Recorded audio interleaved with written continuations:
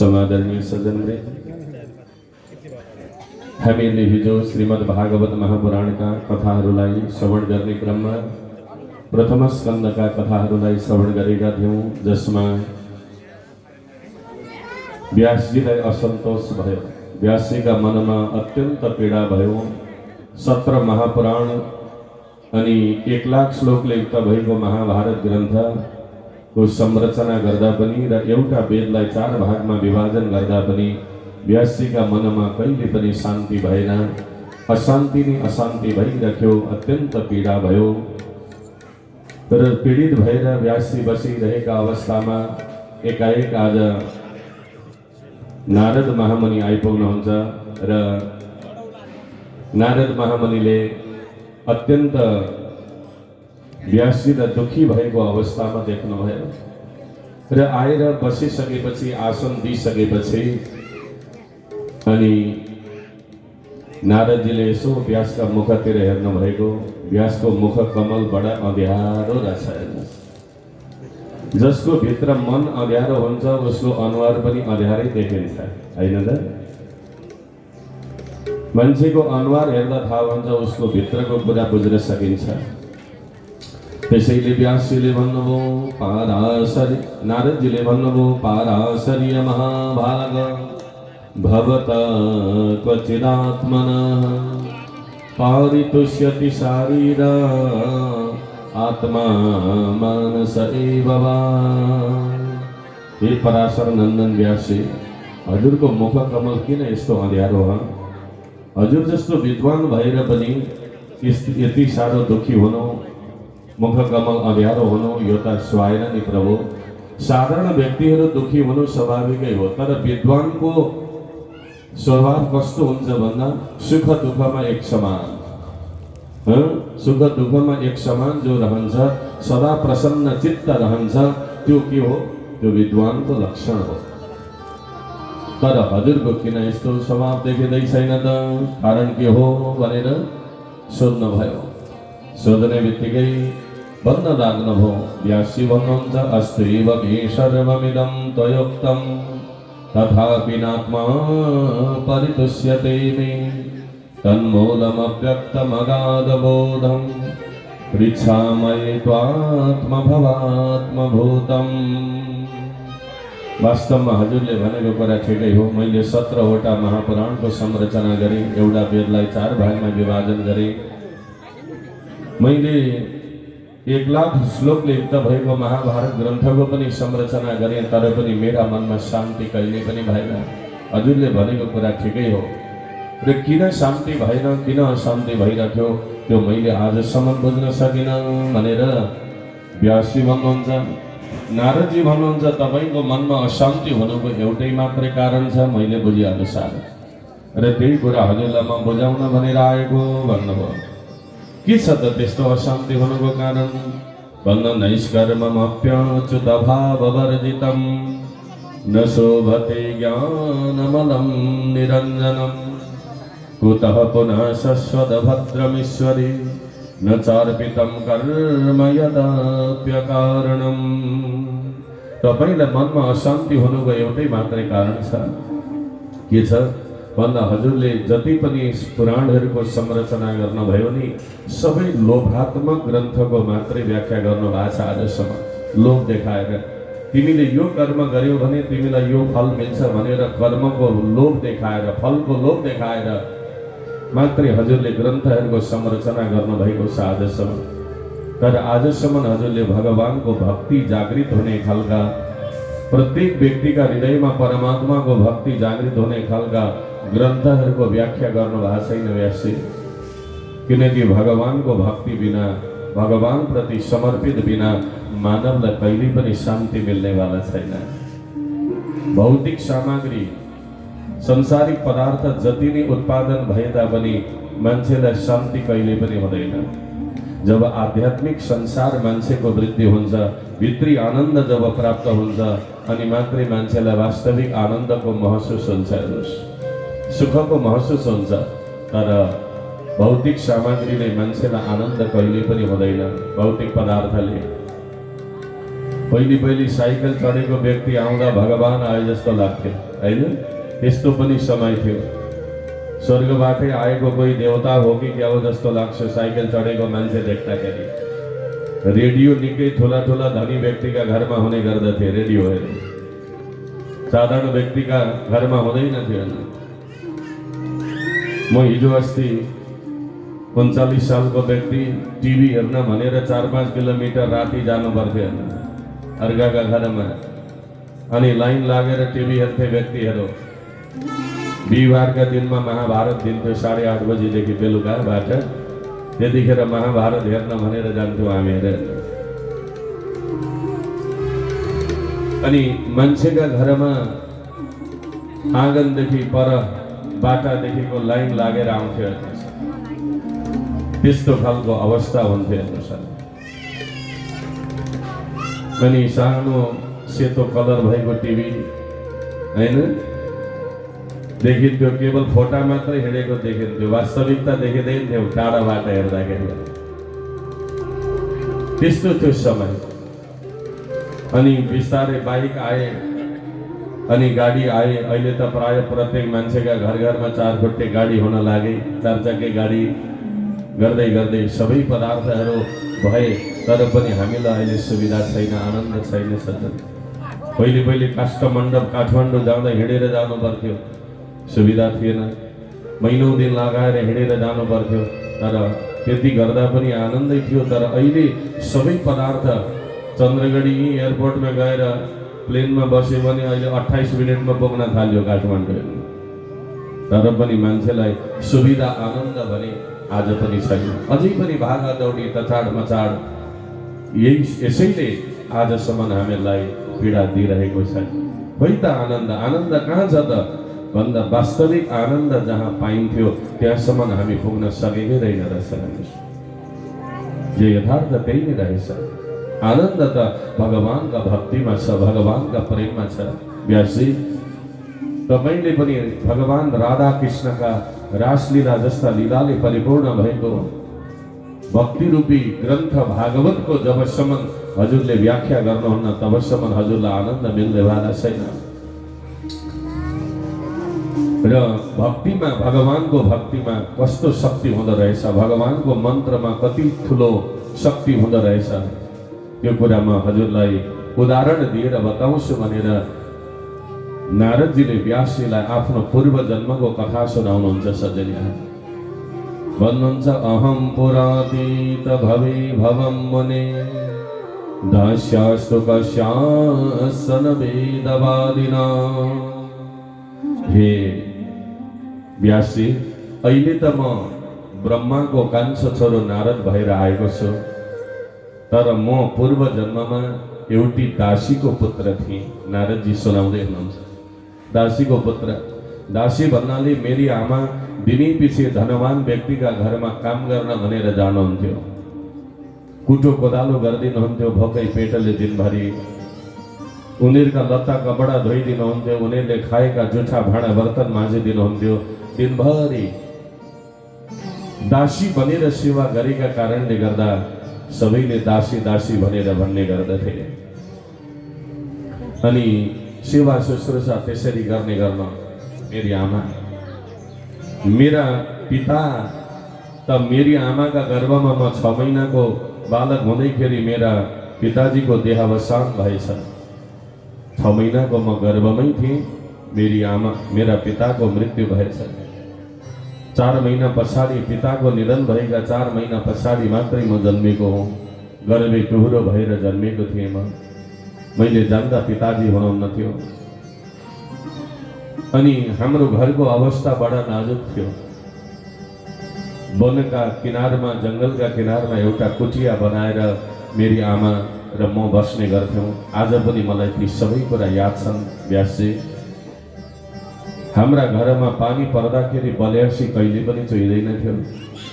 अन्न थिएन, खेतीपाती थिएन, जग्गा जमिन थिएन। मेरी आमा दिनभरि गएर भोकै पेटले काम गर्नुहुन्थ्यो। अनि काम गरेर बेलुका भएपछि मानव मुठी अन्न मागेर ल्याउनुहुन्थ्यो। अनि खोले भात पकाएर मेरी आमाले मलाई पहिला प्याउनुहुन्थ्यो।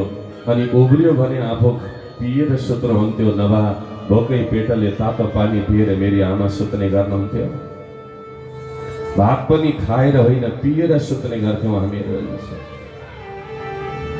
सारो भात खाँदा पुग्दैन थियो, गिलो बनाएर जति सक्दो गिलो बनाएर पिएर सुत्नु पर्ने अवस्था थियो हाम्रा घरको अवस्था।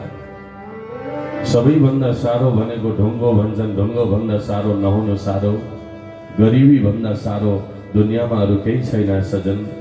भोक लाग्दा खान नपाउनु, सुत्ने बेलामा आरामदायी बिछौना नहुनु, बस अनि जाडोमा लगाउने वस्त्रादि नहुनु, त्यहाँभन्दा ठुलो पीडा गृहस्थ आश्रममा अरू के हुन सक्छ र मानव जीवनमा। त्यस्तो अवस्था थियो हाम्रो घरको अवस्था। मेरी आमा दिनै पछि काम गर्न जानुहुन्थ्यो। अनि एक दिनको कुरा, हाम्रा गाउँमा सम्पूर्ण ग्रामवासीहरूले मिलेर एउटा सत्सङ्ग भवन निर्माण गरेको थियो। एउटा भगवानको देवालय थियो, मन्दिर थियो। त्यो मन्दिरमा चतुर्मास व्रत गर्नका निमित्त 4 महिना साउन भदौ असोज र कार्तिक यो चातुर्मास्य व्रत गर्ने विधान हुन्छ। त्यतिखेर दान पुण्य धर्म गर्न सक्यो भने, पुराण श्रवण गर्न सक्यो भने, सत्सङ्ग गर्न सक्यो भने, यज्ञ गर्न सक्यो भने ठुलो पुण्य प्राप्ति हुन्छ भनेर हाम्रा धर्मशास्त्रहरूले भनेका छन्। र त्यो 4 महिनाको सत्सङ्ग गर्न भनेर, चातुर्मास्य व्रत गर्न भनेर ऋषिहरू पनि आउनु भएछ। ऋषि पनि साधु सन्त महात्माहरू आएर त्यो मन्दिरमा बस्न लाग्नुभयो। गाउँवासीहरूले मेरी आमालाई भन्नुभयो कि हे दासी, तिमीले अब यो 4 महिनासम्म हाम्रा घरमा होइन, यी ऋषिहरूको सेवा गर। अब यी ऋषिमुनिहरूले खाएका जुठा भाँडा बर्तनहरू माझिदिनु, यो कथा स्थलको सरसफाइ गरिदिनु, अनि उहाँहरूका लत्ता कपडा आदि धोइदिनु, यी ऋषिहरूको सेवा गर तिमीले भनेर मेरी आमालाई गाउँवासीहरूले ऋषिहरूका सेवामा लगाइदिए। मेरी आमा दिनै पछि जाने गर्नुहुन्थ्यो। म त्यतिखेर 5 वर्षको बालक थिएँ। म पनि आमा जहाँ जहाँ काम गर्न जानुहुन्थ्यो म पनि त्यही जाने गर्थेँ। मेरी आमाले सारा उनीहरूले अराएका कर्महरू गर्नुहुन्थ्यो। ऋषि मुनिहरू चाहिँ व्यासमा बसेर एकजनाले कथा भन्ने गर्नुहुन्थ्यो, अरूले सुन्ने गर्नुहुन्थ्यो, कसैले भजन कीर्तन गर्ने गर्नुहुन्थ्यो। म पनि बसेर ती कथाहरू सुन्ने गर्थेँ। तर मेरो केटाकेटी अवस्था, चञ्चले अवस्था भएकाले मलाई कथा सुन्न मन लाग्दैन थियो। एकछिन सुन्थेँ अनि उठेर हिँडिहाल्थेँ। चञ्चले अवस्था थियो। तर आज अलिकति, भोलि अलिकति, पर्सि अलिकति गर्दै 2-4 दिन जब कथा सुन्न थालेँ नि, अनि बिस्तारै बिस्तारै मेरो मन पनि कथातिर लाग्न लाग्यो, भगवानतिर लाग्न लाग्यो। यो भगवानको कथा भन्ने विषय यस्तो विषय हो सज्जन, जो आज एकछिन सुनेर हुँदैन। आज अलिकति, भोलि अलिकति, पर्सि अलिकति गर्दै सुन्ने बानी बसाइयो भने 2-4 दिन सुनेपछि यस्तो लाग्न थाल्छ कि कथा जति मिठो फेरि अरू केही पनि लाग्दैन। कथा अत्यन्त प्यारो लाग्न थाल्छ। भगवान प्रति समर्पित भाव प्राप्त हुन थाल्छ मानवलाई। बरु एक छाक खान छोडिदिउँ तर कथा नछोडौँ जस्तो लाग्न थाल्यो। यो कथाको विशेषता हो। यो कथा पनि एउटा नशा हो सज्जन। अरू बाहिरी नशा शरीरमा जति छायो उति पीडा हुन्छ, उति कष्ट दिन्छ, नोक्सान गर्छ त्यसले। तर भगवानको भक्ति रूपी र भगवानको कथा रूपी नशा यदि शरीरमा छायो भने, मनमा प्रवेश गर्यो भने मानवको कल्याणै कल्याण गरिदिन्छ। त्यसले कहिल्यै पनि त्यसले नोक्सान गर्दैन, फाइदै मात्र गर्छ। मलाई कथा सुन्न बडा मन लाग्न थाल्यो, नारदजी भन्नुहुन्छ। अनि म 5 वर्षको केटाकेटी भएर कथा सुनेको देखेर ऋषिमुनिहरूले मलाई हरिदास भनेर बोलाउनु भयो, उपनाम दिनुभयो मलाई त। हे हरिको दास, हरिको सेवक भनेर भन्नुभयो। मलाई साह्रै माया गर्नुभयो। यता आऊ बाबु, यसो गर उसो गर भनेर अराउने गर्नुहुन्थ्यो। अनि जब खानेकुरा, पाक्य वस्तु, प्रसाद बन्थ्यो त्यो त्यत्रो यज्ञमा, त्यो प्रसाद चाहिँ उहाँहरूले मलाई पहिला खाना दिनुहुन्थ्यो, भगवान्लाई भोग लगाएर यो केटाकेटी हो यसलाई भोग लाग्छ यसलाई खाना द्याऊ पहिले भनेर मलाई दिनुहुन्थ्यो। साह्रै माया गर्नुहुन्थ्यो ऋषिहरूले मलाई। ऋषिहरू भनेको नरिवल जस्तै हुनुहुन्छ, बाहिरबाट हेर्दाखेरि अलिक कडा जस्तो देखिने स्वभाव हुन्छ साधु सन्तको, तर भित्र नरिवल जस्तै मिठो स्वभाव हुन्छ सज्जनहरू। नरिवल पनि बाहिरबाट कडा हुन्छ, भित्र एकदम मिठो हुन्छ। त्यस्तो स्वभाव ऋषि साधु सन्तमा पनि हुन्छ। मलाई साह्रै माया गर्नुभयो उहाँहरूले। अनि पहिले नै मलाई खाना भनेर दिएको हुन्थ्यो, तर केटाकेटीलाई पेटमा होइन आँखामा धेर भोक लाग्दो रहेछ। केटाकेटीलाई जे देख्यो त्यही चाहिन्छ। मलाई पहिले नै खाना दिएको हुन्थ्यो, तर ऋषिमुनिहरूले भोजन गरिसकेपछि जो थालीमा रहेको जुठो प्रसाद हुन्थ्यो नि, गएर म त्यो जुठो खाने गर्थेँ। जब ऋषिहरूले छोडेको त्यो जुठो प्रसाद जब मैले खान लागे, मेरो बुद्धि निर्मल भयो, मेरा हृदयमा भगवानको भक्ति प्रवेश गर्न लाग्यो। किनकि जुन ऋषिहरूका मुखारविन्दबाट भगवानका नाम उच्चारण हुन्छन्, मन्त्रहरू उच्चारण हुन्छन्, सत्सङ्गका वाणीहरू प्रस्फुटित हुन्छन् भने उहाँहरूका मुखमा लागेको त्यो जुठो पनि परम पवित्र प्रसाद तुल्य थियो। त्यसैले त्यो प्रसादले मेरो बुद्धि परिवर्तन गरिदियो, मेरो मन परिवर्तन गरिदियो। आनन्दका लहरहरू आउन लागे हृदयमा। अनि समय व्यतीत हुँदै गयो। 4 महिनाको त्यो सत्सङ्ग चातुर्मास्य व्रत कति चाँडो सकिएछ भन्ने कुरा थाहै भएन मलाई त। जब आनन्दमा झुम्न लागिन्छ त्यतिखेर समय गएको थाहा हुँदैन सज्जन। तर दुःख पर्दा समय कहिले पनि जाँदैन, बडा लामो जस्तो लाग्छ समय। 4 महिनाको समय सत्सङ्ग कति चाँडो सकिएछ। अनि चातुर्मास्य व्रतलाई पूर्ण गरेर ऋषिहरू पूर्णाहुति गरेर हिँड्न लाग्नुभयो। मैले भने हे महात्मन, यसरी हजुरहरू हिँड्न लाग्नुभयो, हजुरहरूसँग 4-4 महिनासम्म समय बसेमा मलाई त अब छोड्ने विचार छैन, मलाई छोड्ने विचार छैन। म हजुरहरूसँगै जान्छु, म पनि भगवानको भजन गर्न चाहन्छु भनेर मैले पाउ समाएँ उहाँहरूको। उहाँहरूले भन्नुभयो, होइन हरिदास, तिमी अहिले हामीसँग भजन गर्न जान सक्छौ न भन्नुभयो। किन भन्दा तिम्री आमा घरमा एक्लै हुनुहुन्छ। आमा भनेको त तिम्री आमाको बुढेसकालको सहारा भनेको, बुढेसकालको लाठी भनेको तिमी एउटा मात्रै सन्तान हो बाबु, अरू कोही पनि छैन। त्यसै कारणले गर्दा तिमीले त्यो कर्म गर्नुपर्छ अवश्यमेव, तिमीले त्यो कर्म गर्नुपर्छ भनेर भन्न लाग्नु। र गएर पहिला आमाको सेवा गर। अनि आमाको सेवा गरिसकेपछि, आमाको निधन भएपछि अनि तिमी हामीसँग भजन गर्न आउनु। तर अहिले तिम्रो कर्तव्य भनेको आमाको सेवा गर्नु हो। जाऊ, गएर पहिला आमाको सेवा गर भन्नु। हरिदासले भन्नुभयो, ठिकै छ गुरुदेव, म हजुरहरूले भनेको कुरा मान्छु, तर यो छुट्टिने बेलामा मलाई केही न केही चिनो उपहार दिएर जानुहोस् तपाईँहरूले। जुन चिनो उपहार देख्दा हजुरहरूको याद आइरहोस् मलाई। पहिले साथी मित्रहरूले चिनो साटासाट गर्थे नि, केका लागि भन्दा यादगारका लागि। त्यो चिज देख्दा उसको याद आइरहोस् भन्नका लागि। भगवानका भक्त साधु सन्तहरूले भन्नुभयो, हरिदास, तिमीलाई हामी एउटा अब अविनाशी चिनो प्रदान गर्छौँ। अब आजसम्म कसैले पनि नदिएको चिनो, त्यस्तो अविनाशी चिनो हामी तिमीलाई एउटा प्रदान गर्छौँ। कुन चिनो भन्दा भगवानको मन्त्र रूपी चिनो। तस्मै नमो भगवते वासुदेवाय धीमहि प्रद्युम्नाय निरुद्धाय नमः संकर्षणाय च। यो 12 मन्त्र हो, जसमा 12वटा अक्षरहरू छन्। ओम नमो भगवते वासुदेवाय। यो 12 मन्त्र 12 अक्षरले युक्त भएको मन्त्र। यो मन्त्र भन्दा उत्तम मन्त्रहरू केही पनि छैन। ओम भनेको प्रणव भयो, नमो भनेको नमस्कार, भगवते भनेको भगवानलाई। कुन भगवानलाई भन्दा वासुदेवाय। वसुदेवस्य अपत्यम पुमान् वासुदेवम वसुदेव का पुत्र वासुदेवलाई म बारम्बार प्रणाम गर्दछु भन्ने अर्थ हुन्छ यो मन्त्रको। र यो मन्त्र भन्दा उत्तम मन्त्रहरू केही छैन। र यो मन्त्र तिमीले निरन्तर रूपमा जप गर्नु, तिमीलाई भगवानले अवश्य दर्शन दिनुहुनेछ भनेर हरिदासलाई ऋषिहरूले त्यो द्वादशाक्षरी मन्त्र दीक्षा दिनुभयो र उहाँहरू प्रस्थान गर्नुभयो।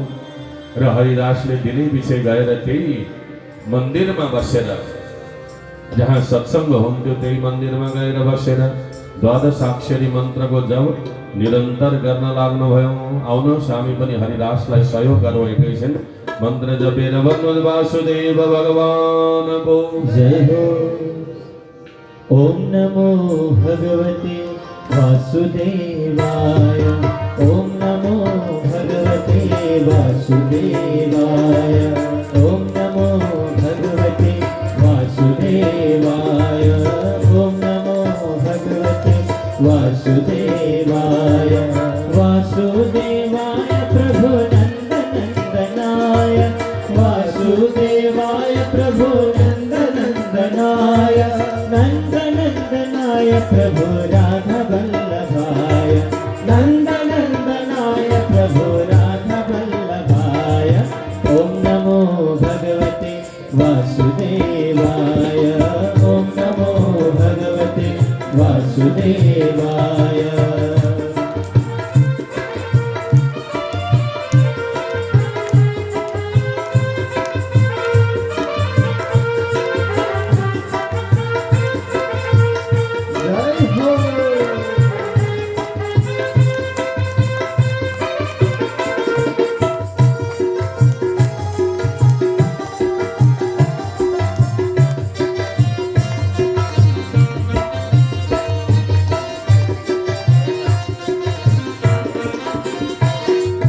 ऋषि मुनि ले नारद जिलाए यही ज्ञान सिखाए।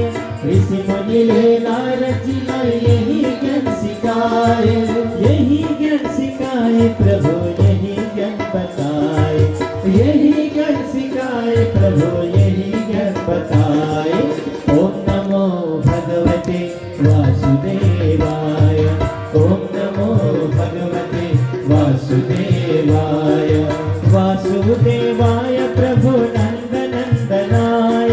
वासुदेवाय प्रभु नंदनंदनाय।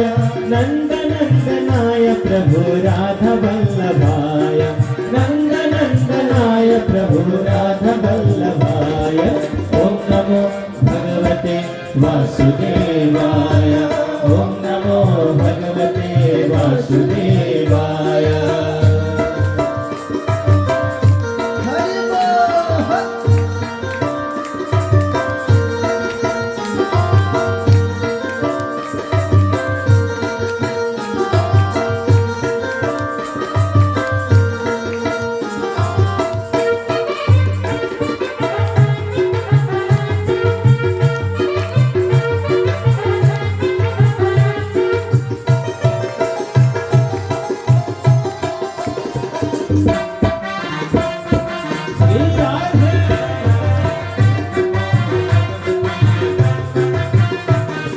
कृष्ण जी ने अर्जुन लाई यही ज्ञान सिखाए।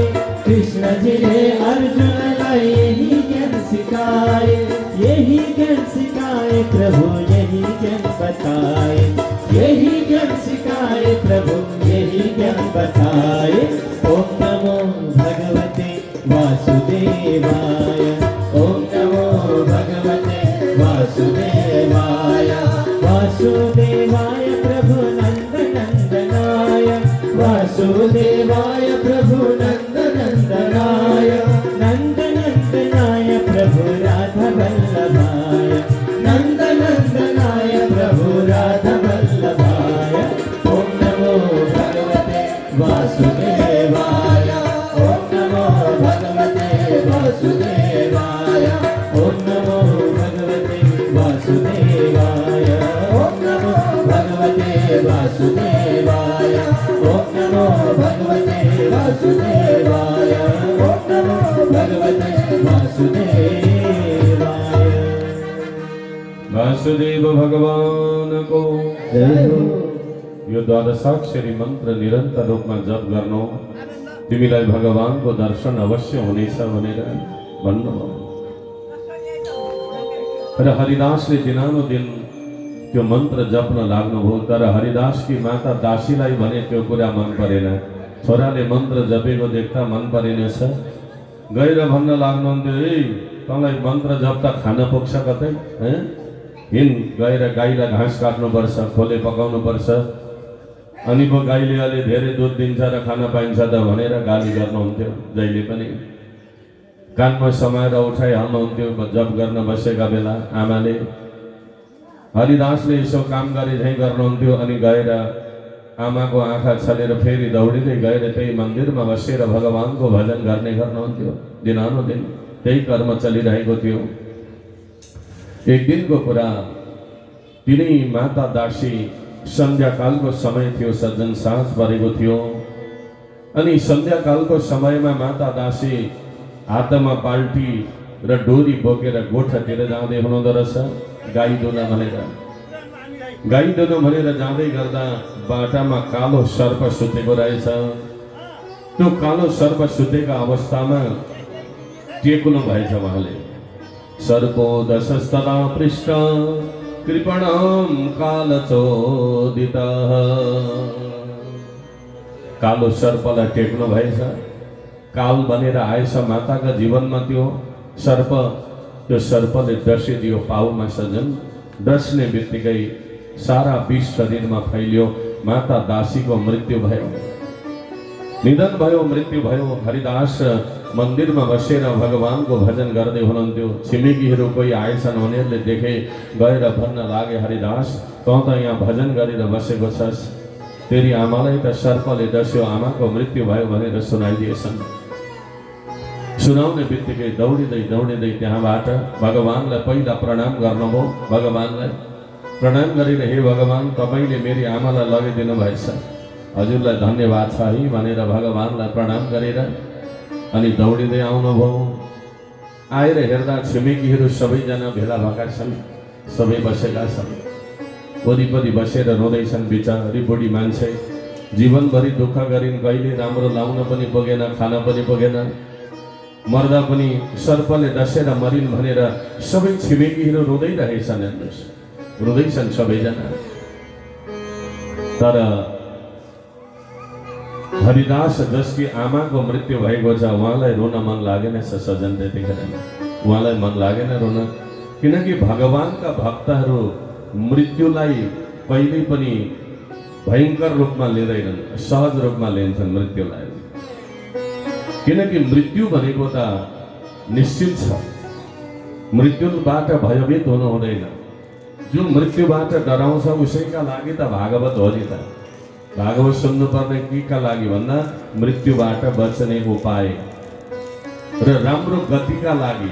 हामीले मृत्युदेखि डराउने होइन, गतिदेखि चाहिँ डराउने हो। बा मेरो गति पो नराम्रो हुने हो कि भनेर त्यसरी डराउने हो हामी।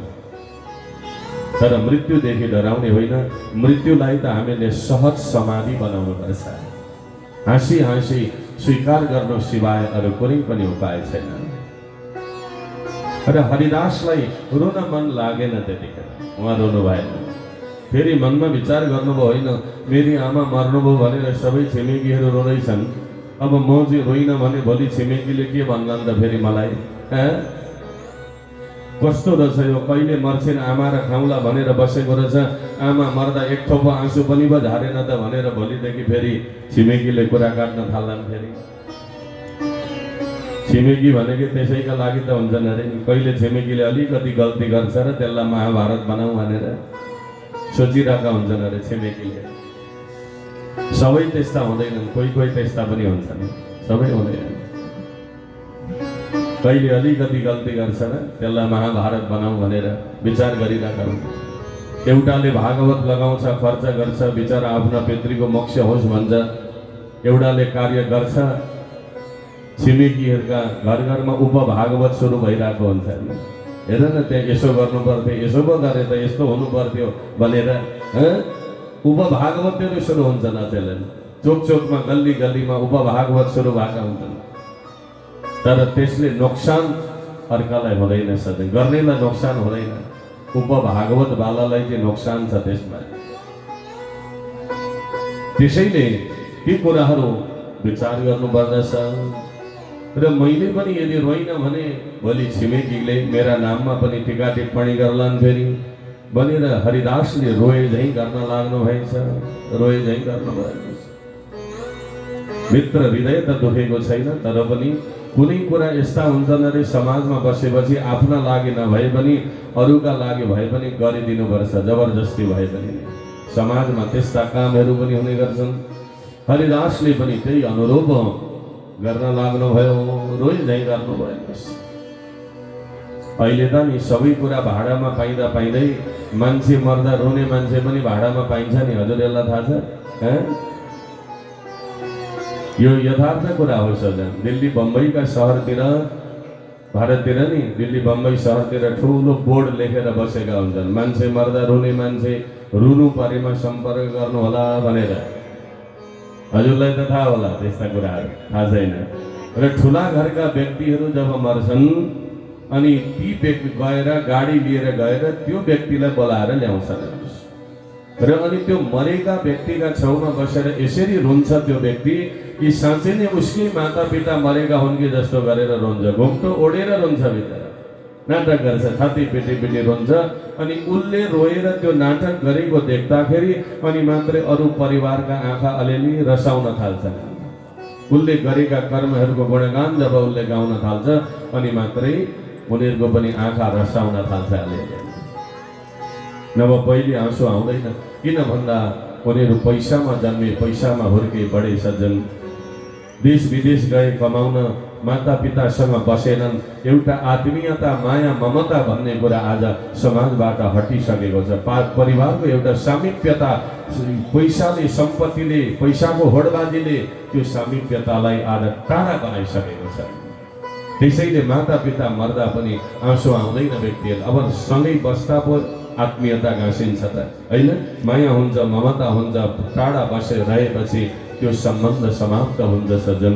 त्यसैले गर्दा आज रोने मान्छे पनि भाडामा खोज्नुपर्ने अवस्था आउन थाल्यो। किनकि मान्छे मर्दा रुनुपर्छ भन्ने चलन छ नि त, रुनुपर्छ अवश्य। गरुड पुराणले पनि भन्छ रुनु कतिखेर भन्दा मर्नुभन्दा अगाडि होइन, मरिसकेपछि पनि होइन, गएर दागबत्ती दिइसकेपछि जब चिता बल्न थाल्छ अनि बसेर रुनु, त्यतिखेर जति सक्छौ त्यतिखेर रुनु। गरुड महापुराणले पनि भन्छ रुने पनि तरिका छ। र त्यसैले आज रुने मान्छे भाडामा खोज्नु पर्न थाल्यो सज्जन।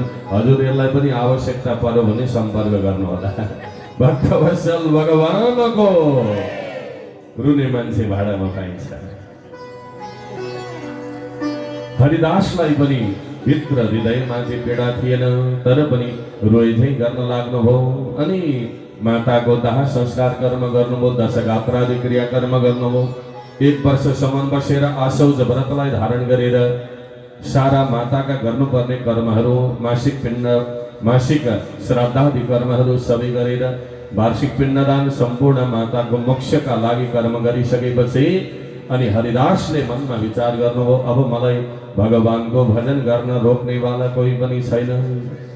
एउटी आमा हुनुहुन्थ्यो, उहाँ पनि जानुभयो। अब कोही छैन भनेर त्यो झुपडी, त्यो घरलाई छोडेर हरिदास भगवानको भजन गर्न भनेर प्रस्थान गर्नुभयो र उत्तर दिशातर्फ प्रस्थान गर्नुहुन्छ। अनेक प्रकारका गुफा, कन्दरा, लता वृक्षहरू, नदी नालाहरू पार गर्दै गर्दै गर्दै गर्दै जान लाग्नुभयो। जाँदै हुनुहुन्थ्यो, जाँदै गर्दाखेरि प्यास लाग्यो, तिर्खा लाग्यो। एउटा तलाउमा गएर पानी पिएर पिपलका वृक्ष मुनि बसेर एकछिन भए पनि यो मन्त्र 12 अक्षरी जप्नु पर्यो भनेर ओम नमो भगवते वासुदेवाय भन्दै मन्त्र जप गर्दै हुनुहुन्थ्यो। त्यही अवस्थामा भगवान बाल मुकुन्दले हृदयमा दर्शन दिनुभएछ। बाल मुकुन्दले दर्शन दिनुभयो हृदयमा। हरिदासलाई दर्शन दिने बित्तिकै आनन्द आउँदै थियो। फेरि एकैछिनमा भगवान बाल मुकुन्द अन्तर्हित हुनुभयो, हराउनुभयो। भगवान हराउने बित्तिकै हरिदासले छटपटाएर आँखा खोलेर हेर्न लाग्नुभयो, कहाँ जानुभयो त भगवान मलाई दर्शन दिन छोडेर भनेर चारैतिर घुमी घुमी हेर्न लाग्नुभयो, खोजी गर्न लाग्नुभयो।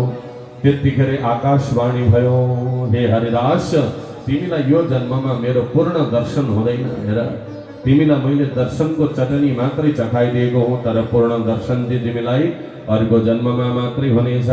किन भन्दा अविपक्व कषायाणाम दुर्दर्शो हमको योगिनः। तिमी यतिखेर परिपक्व भएका छैनौ, तिमीले भजन गर्न प्रारम्भ मात्रै गरेका हो हरिदास, तर पूर्ण भजन जब हुन्छ तिमीबाट अनि मात्रै म तिम्रा अगाडि प्रस्तुत हुनेछु भनेर भगवानले आकाशवाणीको माध्यमद्वारा भनिदिनु भयो। ठिकै छ, यो जन्ममा नभए अर्को जन्ममै भए तापनि मैले भगवानलाई त प्राप्त गर्ने रहेछु नि त भन्ने कुरा विचार गरेर हरिदासले भगवानको भजन गर्न लाग्नुभयो। तिनी ऋषिमुनि साधु सन्तहरूको सङ्गत गर्दै गर्दै भजन गर्दै गर्दै त्यही द्वादशाक्षरी मन्त्र जप्दै सत्सङ्ग गर्दै आफ्नो जीवनलाई व्यतीत गर्न लाग्नुभयो।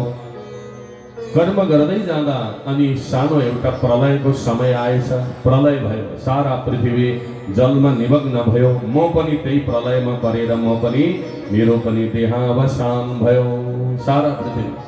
फेरि त्यहाँबाट नयाँ सृष्टि प्रारम्भ भयो र ब्रह्मा भगवान नारायणका नाभिद्वारा ब्रह्माजी प्रकट हुनुभयो र ब्रह्माजीले सृष्टि गर्ने क्रममा ब्रह्माको कनिष्ठ पुत्र कान्छो छोरो नारद भएर जन्म लिने सौभाग्य मैले प्राप्त गरेँ। अर्को जन्ममा, पूर्व जन्ममा दासीको पुत्र भएकोमा गरिब घरमा जन्म लिएको व्यक्ति भगवानको भजन गर्दै द्वादशाक्षरी मन्त्र जप्दै सत्सङ्ग गर्दै ऋषिमुनिहरूको सङ्गत गर्दै गर्दै प्राण त्यागेका कारणले यो जन्ममा म ब्रह्माको कान्छो छोरो भएर आए। हेर्नुहोस् व्यासजी सुनाउँदै हुनुहुन्छ नारदजी। अनि मैले जन्म लिने बित्तिकै मेरा पितालाई मैले भने, ब्रह्माजीलाई, पिताजी जुन भगवानको दर्शन गर्ने अभिलाषा लिएर मैले भजन गरेका थिएँ पूर्व जन्ममा, ती भगवान कहाँ हुनुहुन्छ भनेर मैले सोधेँ। सोध्ने बित्तिकै पिताजीले भन्नुभयो, ती भगवान त क्षीर सागरमा बस्नुहुन्छ, लक्ष्मीका पति हुनुहुन्छ भनेर भन्नु। म तुरुन्त त्यहाँबाट क्षीर सागरमा गएर मैले हेर्दा भगवान शेष शय्यामा शयन गर्नुभएको रहेछ क्षीर सागरमा। माता लक्ष्मीले जसको चरण सेवा गर्दै हुनुहुन्छ, लक्ष्मी र नारायणको दिव्य दर्शन मैले प्राप्त गरेँ। पीताम्बरधारी वनमालाधारी परब्रह्म चतुर्भुज नारायण शंख चक्र गदाधारी परब्रह्म परमात्मा भगवान लक्ष्मी नारायणको त्यो दिव्य जोडी देखेर म अत्यन्त हर्षित भएँ, आनन्दित भएँ। अनि मैले गएर प्रणाम गरेँ भगवानका पाउमा झुकेर मैले प्रणाम गरेँ। अनि प्रणाम गरिसकेर मलाई बडा आनन्द आयो र मैले नाम संकीर्तन गर्न लागेँ भगवानको। जब मैले नाम संकीर्तन गरेँ, मेरो नाम संकीर्तनबाट प्रसन्न हुनुभयो भगवान। मैले नाम संकीर्तन गरेको देखेर अत्यन्त हर्षित हुनुभयो भगवान। अनि प्रसन्न भएर, हे नारद, म तिमीलाई केही दिन चाहन्छु आज भनेर भगवानले यताउता हेर्नुभयो, केही भेट्नु भएन। यसो हेर्दा माता लक्ष्मीका हातमा एउटा वीणा रहेछ र त्यो वीणा बजाउँदै माता लक्ष्मीले दिनै पछि नारायणको भजन गर्नुहुन्थ्यो। त्यो लक्ष्मीका हातबाट त्यो वीणालाई खोज्नुभयो भगवानले। अनि वीणा खोसेर भन्नुभयो, हे नारद, लक्ष्मीले दिनै पछि यो वीणा बजाउँदै मेरो भजन गर्थिन्, मेरो नाम संकीर्तन गर्थिन् र आजदेखि उपरान्त यो वीणा म तिमीलाई दिँदैछु, ल्याऊ। र यो वीणा बजाउँदै तिमीले मेरो भजन गर्नु र जहाँ जहाँ गएर यो वीणा बजाउँदै तिमीले मेरो भजन गर्छौ, नाम लिन्छौ, म त्यहाँ उपस्थित भएर तिमीलाई दर्शन दिनेछु र तिमी अब जहिले पनि मेरा धाममा आउन सक्छौ, मेरो दर्शन प्राप्त गर्छौ, तिमी जहिले चाहन्छौ तहिले भनेर भगवानले भन्नु। र त्यो वीणा मलाई दिनुभयो। नारदजीले सुनाउँदै हुनुहुन्छ, हे व्यास, यही हो वीणा। हातमा बोकिरहेको थियो नि त नारदजीले र भन्नुहुन्छ, देवदत्त इमां वीणा स्वर ब्रह्म विभूषिता मूर्छयित्वा हरिकथा गायमान सराम्यहम्। देवदत्त इमां वीणां, यो देवदत्तः नारायणेन दत्तः, भगवान नारायणले मलाई दिएको वीणा हो यो। र यही वीणा बजाउँदै बजाउँदै म सारा विश्वमा भ्रमण गर्ने गर्छु। आज पनि जुनै लोकमा चाह्यो म त्यही लोकमा पुग्न सक्छु। यस्तो दिव्य चाहिँ भगवानको भक्तिमा त्यस्तो दिव्य शक्ति हुन्छ। हेर्नुहोस्, आज एउटा हरिदासबाट म ब्रह्माको पुत्र नारद बन्न पुगे। मेरो जीवन यात्रा कहाँबाट कहाँ पुग्यो भने भगवानको भजनमा, भगवानको भक्तिमा, भगवानको नाम मन्त्रमा जो शक्ति छ त्यो शक्ति दुनियाँका कुनै पनि पदार्थमा छैन। त्यसै कारणले गर्दा हे व्यासजी, अब मेरा पिता ब्रह्माजीले मलाई प्रदान गरेको चतुश्लोकी भागवतको ज्ञान छ मसँग। यो चतुश्लोकी भागवत म तपाईलाई प्रदान गर्छु र तपाईले अब सबैले बुझ्ने सरल भाषामा त्यो 4 श्लोकको व्याख्या गर्नुहोस् र मानव मात्रको कल्याण गर्नुहोस् र यो भक्ति रूपी ग्रन्थको व्याख्याको माध्यमद्वारा मात्रै तपाईलाई शान्ति मिल्नेछ भनेर नारदजीले व्यासजीलाई बताउनु भयो। र त्यो चतुश्लोकी भागवतको ज्ञान नारदजीले व्यासलाई प्रदान गरेपछि अब व्यासजीले भागवतलाई प्रारम्भ गर्नुहुन्छ। अब व्यासजीले भागवतलाई प्रारम्भ गर्नुहुन्छ र भागवतलाई कहाँबाट प्रारम्भ गरौँ त भनेर व्यासजीले मनमा विचार गर्नुभयो। भागवतका प्रथम श्रोता भनेको राजा परीक्षित र प्रथम वक्ता भनेको शुकदेवजी महामुनि हुनुहुन्छ। अब शुकदेवजीको जन्म कथा त हिजो हामीले सुन्यौं। अब प्रथम वक्ता शुकदेवजी प्रथम वक्ताको कथा सुन्यौं। अब प्रथम श्रोताको प्रसंग यहाँबाट प्रारम्भ गर्नुहुन्छ। किनकि परीक्षितको जन्म कथा महाभारतसँग जोडिएको छ। त्यसैले महाभारतको युद्ध कथा प्रसंगबाट चाहिँ व्यासजीले भागवतलाई प्रारम्भ गर्नुहुन्छ। ब्रह्मनद्यां सरस्वत्या आश्रमः पश्चिमे तटेः सम्या प्रास इति प्रोक्त ऋषीणां सत्रवर्धनः।